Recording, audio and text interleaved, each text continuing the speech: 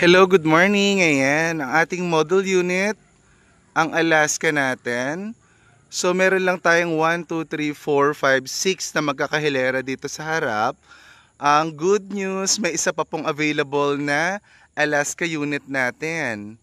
Ayan, so this is a unit with 5 meters frontage, 3 bedroom.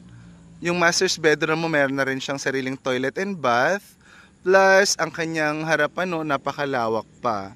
Ayan, so, if you want to have your own Alaska unit here at Prime World Greenlands, please contact the information below. And, magpa-schedule na kayo ng site tripping para may pasyal namin kayo dito sa subdivision.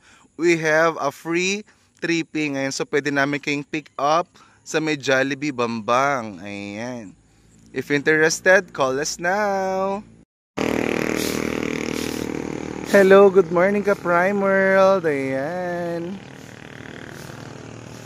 Imagine, pagkagising mo sa umaga at paglabas mo, ayan, may mga clouds pa sa mga bundok-bundok, oh. Tapos, secure ka pa kasi may security guard tayo na napakasipag pa. Hello, Manong. Oh, security guard ba? Maintaining na malinis ang kanyang post.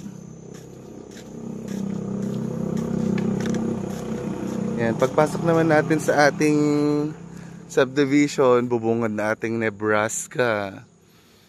Yan, Nebraska na hindi naman masyadong extravagant, pero ang aesthetic niya, hindi pa tapos yan na, maganda na.